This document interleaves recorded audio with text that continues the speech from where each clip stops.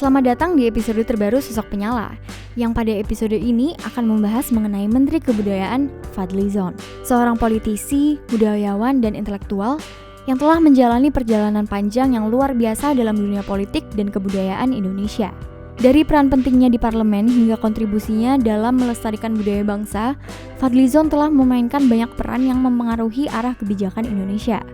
Simak video lengkapnya untuk mengetahui lebih dalam tentang perjalanan hidup, karir, dan dedikasinya untuk Indonesia.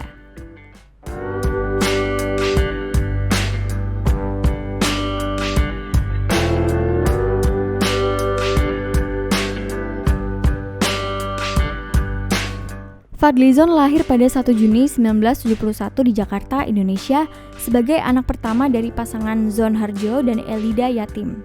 Kedua orang tuanya berasal dari Payakumbuh, Sumatera Barat, yang memberikan Fadly kedekatan emosional dengan budaya Minangkabau. Masa kecilnya dihabiskan di Cisarua, Bogor, tempat keluarganya bermukim.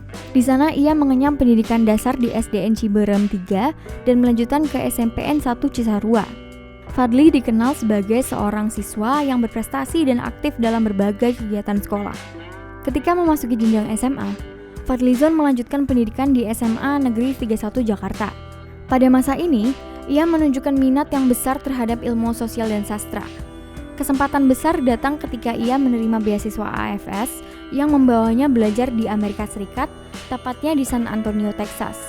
Di sana, ia menyelesaikan pendidikan menengah dengan predikat summa cum laude, membuktikan kemampuan akademisnya yang luar biasa. Sekembalinya ke Indonesia, Fadly memilih untuk mendalami sastra Rusia di Universitas Indonesia, Fakultas Sastra yang sekarang disebut Fakultas Ilmu Pengetahuan Budaya. Pilihan ini mencerminkan ketertarikannya pada literasi dan budaya global. Namun, ambisinya untuk menimba ilmu tidak berhenti di situ.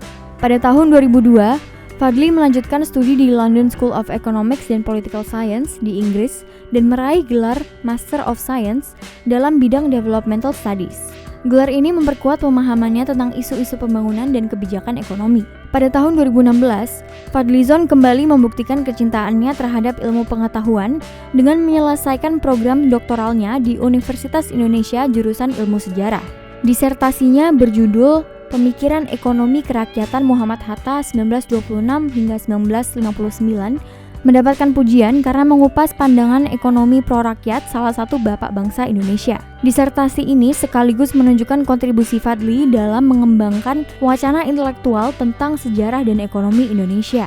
Karir politik Fadly Zon mulai terlihat pada periode 1997 hingga 1999 ketika ia menjadi anggota MPR RI dari golongan pemuda. Dalam posisi ini, ia aktif sebagai asisten Badan Pekerja Panitia Ad Hoc 1 yang bertanggung jawab dalam pembuatan garis-garis besar haluan negara. Sebagai seorang yang peduli terhadap pengembangan intelektualitas, Fadly juga mendirikan lembaga kajian publik, Institute for Policy Studies, yang berfokus pada riset dan analisis kebijakan publik. Pada tahun 2008, Fadly Zon menjadi salah satu pendiri Partai Gerakan Indonesia Raya atau Gerindra bersama Prabowo Subianto, dan sejak itu menjabat sebagai Wakil Ketua Umum Gerindra.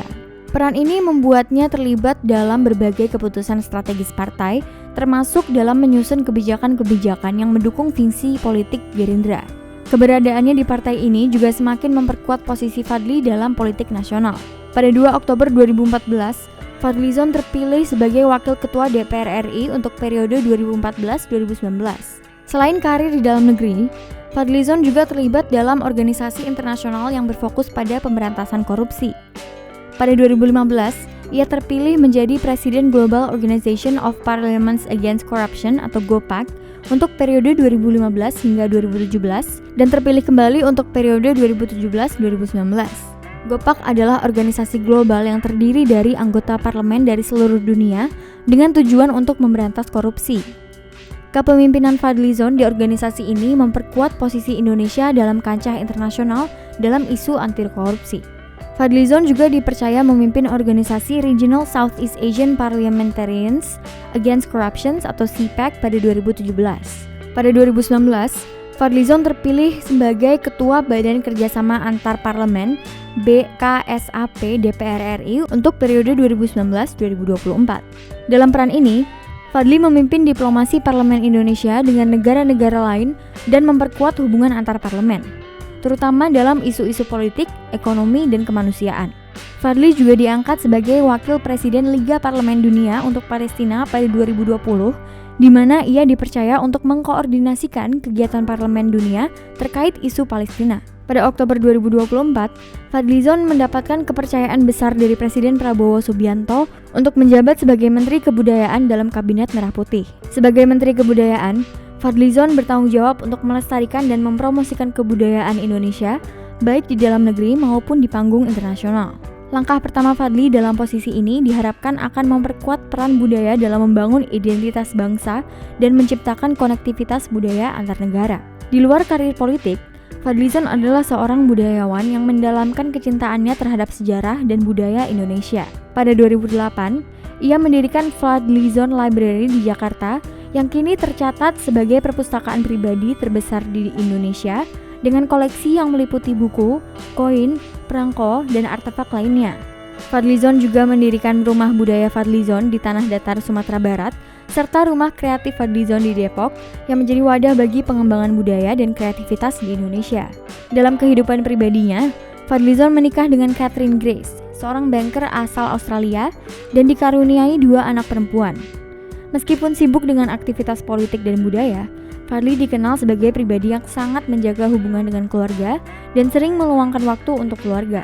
Sebagai tokoh publik, ia terus berkontribusi bagi bangsa Indonesia melalui berbagai peran yang ia emban, baik sebagai politisi, budayawan, maupun intelektual.